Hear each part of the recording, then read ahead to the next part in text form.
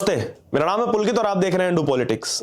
रवीश जी पिछले कुछ दिनों से, पिछले एक महीने से चर्चा में बने हुए हैं। अलग अलग जगह साक्षात्कार दे रहे हैं जब से उन्होंने इस्तीफा दिया है एनडीटीवी से। इस वीडियो में उसी विषय में बात करेंगे, उनके नए साक्षात्कार के विषय में बात करेंगे। तो सबसे पहले आपसे अनुरोध करना चाहूंगा कि चैनल को सब्सक्राइब कर दें और अगर किया हुआ है तो नोटिफिकेशन बेल अवश्य दबा दें ताकि आपके पास हर नई वीडियो की नोटिफिकेशन पहुंच जाए।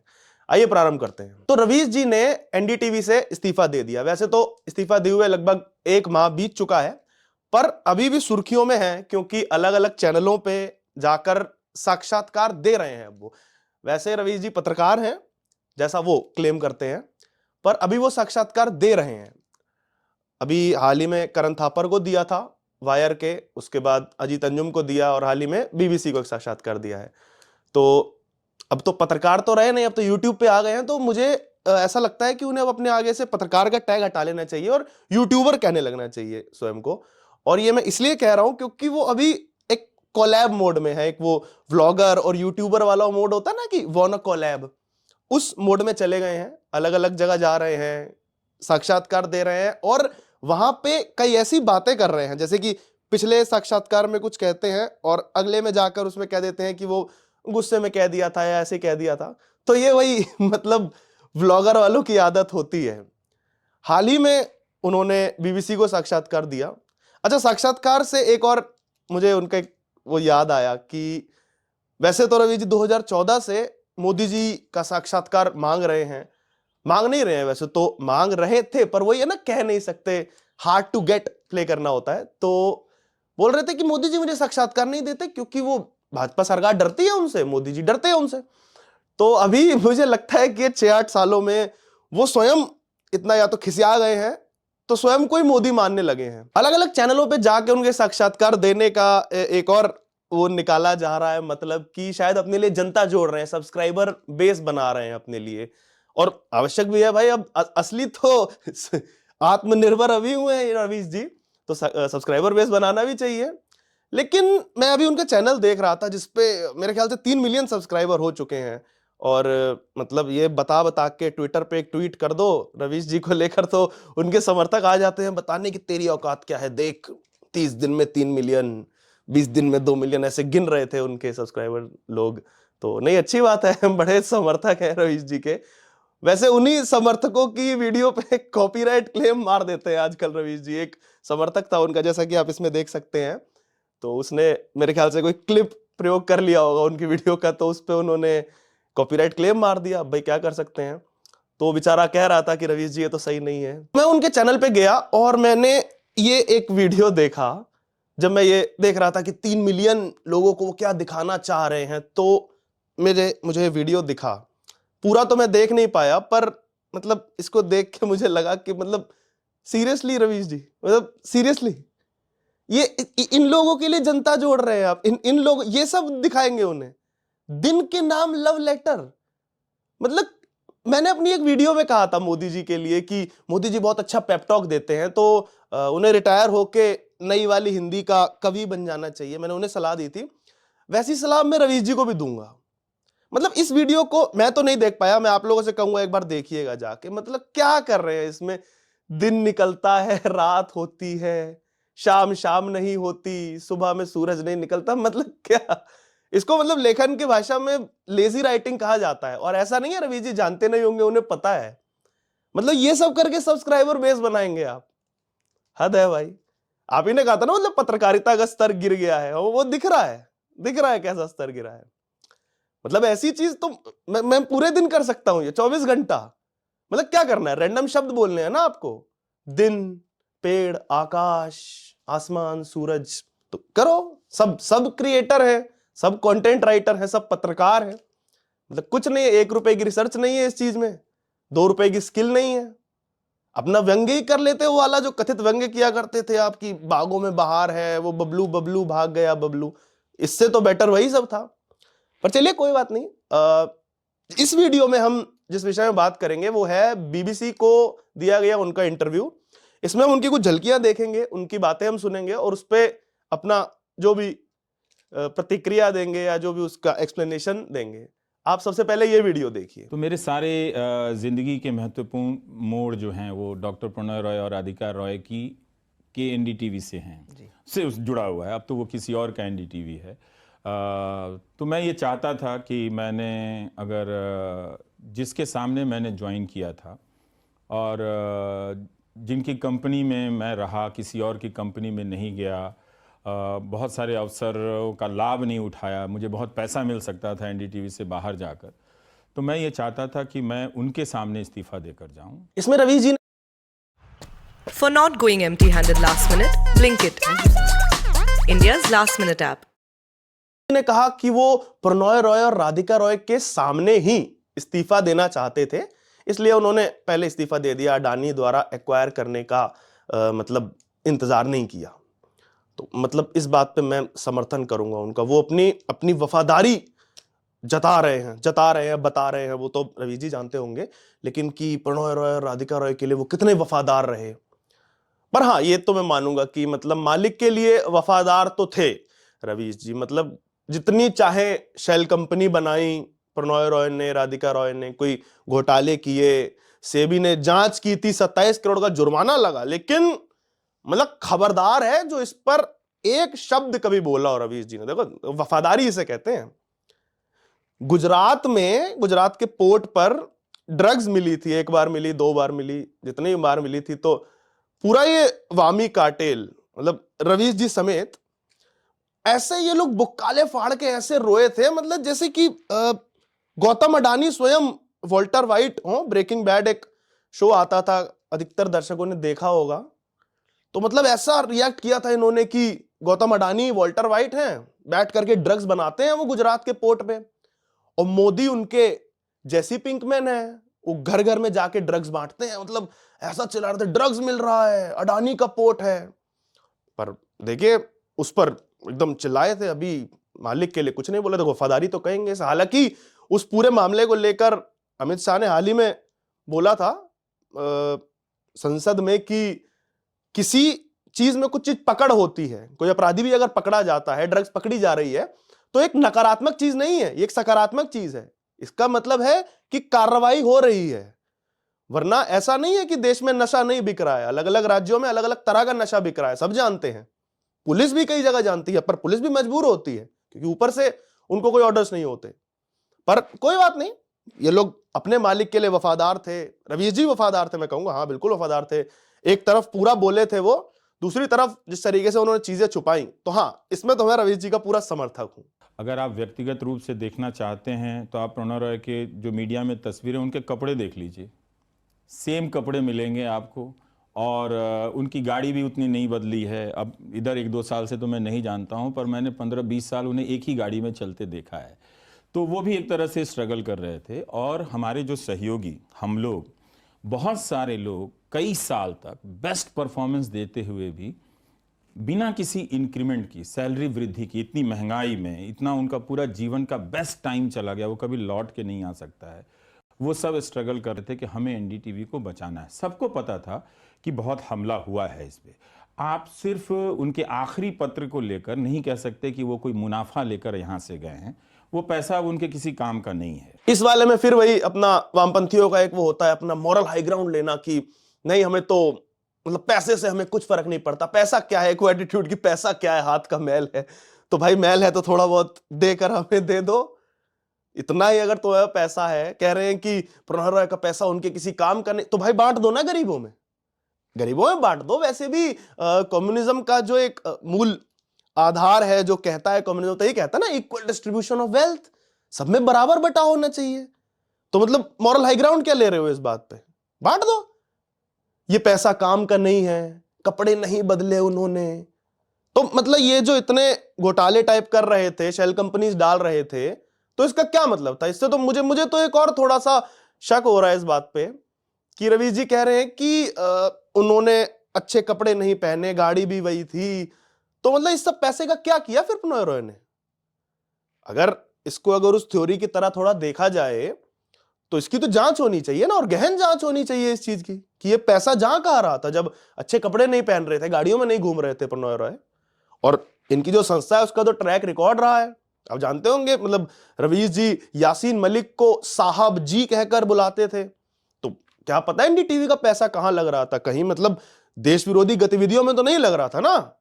इसकी जांच होनी चाहिए। जांच को लेके रवीश जी से ज्यादा कौन जानता होगा, मतलब बात बात पे कह देते थे कि जांच तो होनी ही चाहिए। याद होगा आपको, राफेल के समय में कहा था, उसको कथित घोटाला बना दिया था पूरे लेफ्ट ने, और पूरा कांग्रेस का भी एक वो चला था कि राफेल घोटाला हुआ है, घोटाला हुआ है। वो बनाया था इन्होंने, उसे 2004 के कॉफिन स्कैम जैसा करना चाहा था, वो चला नहीं वो एजेंडा, वो अलग बात है, लेकिन कोशिश तो पूरी की थी ना। कि रवीश जी आ जाते थे वही अपना प्राइम टाइम पे दीना का लाल टाइप मुंह बना के बोलते थे जांच तो कर ही सकते हैं, जांच करने में क्या है। तो ठीक है, इसकी भी जांच होनी चाहिए। और अगर मतलब सेंट प्रणॉय हैं, सेंट प्रणॉय रॉय, सेंट राधिका रॉय लोग हैं, तो उन्हें डरने की क्या आवश्यकता है। जो उनके सामने सर बोला करते थे जब छापा पड़ा, जानते हुए भी कि ये सब राजनीतिक चीजें हैं, वो कवर कर रहे थे अपने चैनलों पे, उन पर हमला कर रहे थे इस तरह से। तो मैंने वो सब काम नहीं किया कि जिन्होंने मुझे इतना अच्छा मौका दिया, तो वो दो नियतियां साथ साथ चल रही थी। जरूर कि मैं खाली हाथ वहां से बाहर आया, उनके पास बहुत सारा पैसा है। आगे रवीश जी ने इसमें भी कहा कि वो एनडीटीवी से खाली हाथ बाहर आए। मतलब ये मुझे इस पे एक शक है, मुझे दुख भी है, पीड़ा भी है, लेकिन इस चीज पे मुझे एक शक है। मतलब 27 वर्ष एक संस्था को देने के बाद रवीश जी खाली हाथ कैसे घर आ सकते हो आप। मैं इतना कॉमर्स नहीं जानता, मतलब एचआर फाइनेंस में इतना सब नहीं जानता, लेकिन हाँ मैंने कुछ ये ऐसे टर्म सुनी है, ग्रेचुएटी वगैरह ये सब चीजें होती हैं। तो मतलब क्या वो 27 साल बाद आपको कोई पैसा नहीं मिला, कुछ नहीं मिला क्या एनडीटीवी से? आप कह रहे हो कि खाली हाथ आया मैं, तो वही मतलब खाली हाथ आए थे खाली हाथ जाएंगे। अच्छा, इसमें देखा जाए तो दो बातें फिर हो सकती हैं। या तो रवीश जी को सब कुछ मिला है एनडीटीवी की तरफ से और वो विक्टिम कार्ड खेल रहे हैं, मतलब वही मॉरल हाई ग्राउंड लेने के लिए कि देखो मुझे कुछ नहीं मिला, गरीब पत्रकार। अगर रवीश जी ऐसा कर रहे हैं तो उन्हें शर्म आनी चाहिए। और दूसरा ये हो सकता है कि रवीश जी सच बोल रहे हैं कि उन्हें कुछ नहीं मिला, कि हाँ मतलब जो भी ग्रेचुएटी या जो भी इतने वर्ष एक संस्था को देने के बाद आपका जो हक बनता है वो उन्हें नहीं मिला। तो ये एक तरह से मॉरली और कानूनी रूप से भी दोनों से गलत है। और प्रणॉय रॉय और राधिका रॉय को इस पर शर्म आनी चाहिए कि इतने वर्षों बाद भी उन्होंने रवीश जी को कुछ नहीं दिया। तो इसमें मैं तो थोड़ा कंफ्यूज्ड हूं। यही दो बातें हो सकती हैं, मुझे दूसरा वाला ज्यादा लग रहा है। आप लोग कमेंट बॉक्स में अवश्य बताएं आपको क्या लगता है इस विषय में। यही बात हुई मुकेश जी की, कुछ लोगों जब करण थापर ने मुझसे पूछा तो मैं रॉ में बोल गया कि हाँ मुझे भी निशाना बनाने के लिए किया गया है जी। मैं उसको और तरीके, बात मैंने गलत नहीं की, लेकिन मैं चूंकि शायद मैं गुस्से में बोल रहा था तो लोगों को लगा कि हाँ। ये बहुत महत्वपूर्ण है। इसमें रवीश जी ने कहा है कि करण को दिए गए इंटरव्यू में उन्होंने गुस्से में बोल दिया था कि उन्हें चुप कराने के लिए एनडीटीवी खरीदा गया है, और मतलब कि उन्हें नहीं खरीद पाए तो एनडीटीवी खरीद लिया। तो सही है, तो अब क्यों बता रहे हो कि गुस्से में था? अब क्यों बता रहे हो दूसरे इंटरव्यू में आके? असल में सर वो गुस्सा नहीं था, वही आपका प्योरेस्ट इमोशन था। आप सचमुच स्वयं को चैनल से बड़ा ब्रांड मानते थे और आज भी मानते हैं। और मतलब चैनल से तो क्या, आप स्वयं को पत्रकारिता का ही सबसे बड़ा ब्रांड मानते हैं कि आप सबसे सर्वश्रेष्ठ हैं, नार्सिसिज्म जिसे कहते हैं। क्योंकि अगर ऐसा नहीं होता तो आप चैनल छोड़ने के साथ ही अपनी पहली वीडियो जो आपने डाली अपने यूट्यूब चैनल पे, उसमें आप ऐसा कभी नहीं कहते कि मतलब टीवी में तो बस दलाली हो रही है, सब एंकर दलाल। मतलब जिनको आप छोड़ के आए थे, आपके सहकर्मी एनडीटीवी वाले, अब वो भी दलाल हो गए। आपने कहा कि मुझे छोड़ के प्रश्न पूछ कौन रहा है, तो पूरी टीम एनडीटीवी की दलाल हो गई। बाकी सब तो पहले से ही सब दलाल थे, गोदी मीडिया और ये मीडिया दुनिया जान की आपने नेम कॉलिंग करी है। अच्छा, एक जो सबसे महत्वपूर्ण आपने बात कही कि जो छात्र पढ़ रहे हैं उन्हें भी आगे चल के दलाली करनी होगी। ये मतलब ये पराकाष्ठा है एकदम नार्सिसिज्म की। मतलब स्वयं को सबसे श्रेष्ठ, सबसे ऊपर, सच्चा समझना। अब पता नहीं आपकी भूल है या आपका अहंकार है। तो जो आप कह रहे हैं कि गुस्से में आपका निकल गया, नहीं सर ऐसा नहीं है, झूठ नहीं बोला आपने, गुस्से में नहीं निकला है। वो फ्लो में आपका ना मतलब सच निकल गया है। वो होता है ना वो कि जोर जोर से बोल के स्कीम बता दी आपने। वैसे ही जैसे शर्जील इमाम ने बताई थी ना सीएए के समय पे, कथित सीएए विरोध में उसने बता दिया था ना ये कैसे इंडिया से हम तोड़ सकते हैं नॉर्थ ईस्ट को, तो वो प्लान निकल गया था उसका गलती से। ऐसा ही आपका भी वो गलती से निकला है, वो गुस्से में उस समय नहीं बोला है, वो सच ही निकला है आपके मन का। जो आदमी आ रहा है उसकी पहचान क्या है, उसकी बाजार में साख क्या है? आप कुछ भी हो सकते हैं। प्रणव रॉय के बराबर जो उनकी साख है, जिन्होंने इस टेलीविजन इंडस्ट्री को, इस देश को दिया, बात करने का तरीका सिखाया, वो तो नहीं हो सकते ना। तो बात सिर्फ वो व्यक्ति कौन है, और जो लोग प्रणव रॉय की जगह उन कंपनियों में जगह ले रहे हैं वो क्या हैं। क्या मैं उनसे पत्रकारिता का अब लेक्चर सुनने जाऊंगा? यहां पे फिर वही अपने आप को श्रेष्ठ समझना कि मतलब पहले उन्होंने कहा कि प्रणव रॉय से और एनडीटीवी से उन्होंने बहुत कुछ सीखा है। अब क्या वो अडानी से सीखेंगे, उनके आए एंकरों से सीखेंगे? सही बात है सर, सही बात है। प्रणव जी से आपने बहुत कुछ सीखा है, मतलब सीखा होगा उन्हीं से कि कैसे एक सरकारी चैनल से उपकरण चुरा के, उनके फुटेज बेच के अपना निजी चैनल खड़ा किया जाता है। फिर कैसे उस चैनल के न्यूज रूम में बैठ के मंत्रालय बनाए जाते हैं, लॉबिंग की जाती है, निर्णयों को इन्फ्लुएंस किया जाता है, दंगों की लाइव रिपोर्टिंग की जाती है कि दंगों के समय में अराजक तत्वों को यहां पुलिस नहीं लगी है, यहां आ जाओ। एक तरह से वही था ना, सबने देखा था 2002 में क्या हुआ था कि जाकर के आप एक मार्केट में खड़े होते हैं, बोलते हैं कि देखो यहां बिल्कुल पुलिस नहीं है। अरे तो ये सब आपने हो सकता है सीखा हो, ये सब कहीं और तो मतलब सीखने को नहीं मिल सकता था आपको, तो हो सकता है सीखा होगा आपने। और आप तो वैसे ही परम ज्ञानी है, आपको कोई और क्या कुछ सिखा सकता है? किसी की मतलब कोई और आपको कुछ सिखाए, किसी की औकात है? आपने तो ये भी कह दिया इसी वीडियो में, इसी साक्षात्कार में आपने कहा कि कई लोग अपना चैनल बनाने के लिए एनडीटीवी छोड़कर चले गए, आपने ये कहा है। तो वही वो लोग थे सर जो फ्रीडम ऑफ स्पीच को लेकर केवल कुछ शब्द बोलने पर मुंह से, जो कि आप बहुत चिल्लाते हैं ना, हमेशा कहते रहते हैं पत्रकारिता स्वतंत्रता, इसी कारण वो लोग जेल गए थे। चाहे राज्य सरकार ने उनके साथ वेंडेटा निकाला या कुछ भी किया, वही लोग जेल गए थे। और आप जो पिछले 6-8 सालों से आपातकाल चिल्ला रहे हैं ना, आपको मतलब किसी पुलिस अफसर ने, क्या किसी कांस्टेबल ने आज तक टच नहीं किया होगा। वैसे मीडिया वालों को करते भी नहीं है वो लोग, क्योंकि करना भी नहीं चाहिए। लेकिन आप पैरेलल्स ड्रॉ कीजिए कि आप जिस व्यक्ति को मतलब नाम रख दे रहे हो कि अपना चैनल खोलने के लिए चले गए, वो जेल गया था और आपके पूरे गिरोह ने मिलकर उसका मजाक उड़ाया, फिर कोई उसके साथ नहीं खड़ा था। और यहां आप मॉरल हाई ग्राउंड ले लेते हो इस बात का कि चुप कराया जा रहा है, ये किया जा रहा है, जबकि आपके साथ कुछ नहीं हो रहा है। आप हर बात पूरी स्वतंत्रता से बोलते हो। आपको ना पुलिस ने कभी कुछ किया, ना किसी कांस्टेबल तक ने परेशान किया। फिर चाहे आपने कुछ भी किया उस पुलिस के साथ, उस पुलिस वाले पे पिस्तौल तानने वाले को आपने शाहरुख की जगह अनुराग मिश्रा बताया हो, अपना एजेंडा चलाया हो, परंतु आपके विरुद्ध कुछ नहीं हुआ कभी, फिर भी आप विक्टिम कार्ड खेलते हैं। अजीत अंजुम को रिजाइन करना पड़ा, अभिसार को रिजाइन करना पड़ा। सिद्दीक कपूर ने तो वो रिपोर्ट भी नहीं लिखी थी, लेकिन वो 26 महीने जेल में रहा। जुबैर को कि इंडिविजुअल टारगेट किया गया, तो उसमें एक मैंने कह दिया तो बात इतनी बुरी लगी। ये भी बहुत महत्वपूर्ण क्लिप है। जुबैर को टारगेट किया गया, ये कह रहे हैं रवीश जी, मतलब टारगेट किया गया, ये बहुत ज्यादा हो गया है सर अब, क्योंकि आप भी जानते हैं जुबैर को टारगेट किया गया। सर आप जानते हैं जुबैर क्या कर रहा था?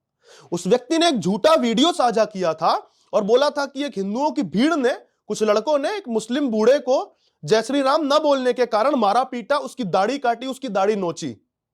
यह किया था उस व्यक्ति ने। और उसका फिर जांच में क्या परिणाम निकलता है कि आपसी एक लड़ाई थी, कुछ मुस्लिम युवक थे, वो पिटने वाला जो बूढ़ा था वो भी मुस्लिम था, और आपस में उनका कोई निजी कारण था लड़ाई का, कुछ तावीज वावीज दिया था उनने। उन चीजों में मुझे ज्यादा दिलचस्पी नहीं है, लेकिन उनके कुछ था ऐसा, कुछ दवाई दी थी या तावीज दिया था जो असर नहीं किया, तो जाकर के उन्होंने पीटा उसको।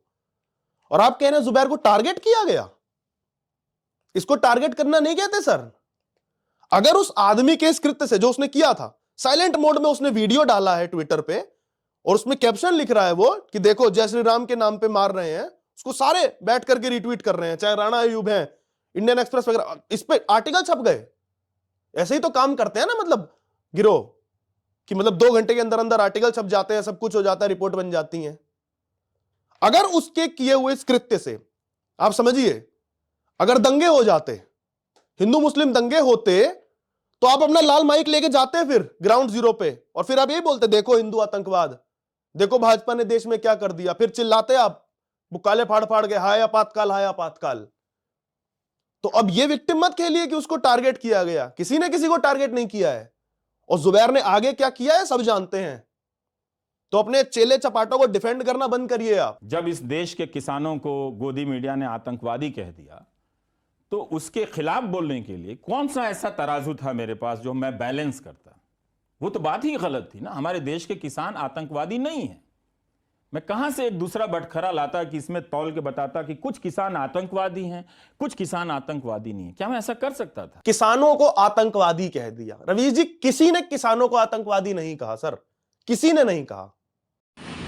ये वीडियो देखकर रवीश कुमार व उसके समर्थकों को या तो सांप सूंघ जाएगा और उनकी बोलती मुर्दों के समान बंद हो जाएगी, या फिर वह पागलों की तरह अनाप शनाप हरकतें करने पर उतर आएंगे, क्योंकि अपने आप को भारत का नंबर 1 पत्रकार कहने वाला यह यूट्यूबर महाशय अब इन सवालों के जवाब में बोलकर दिखाए कि जांच तो होनी ही चाहिए।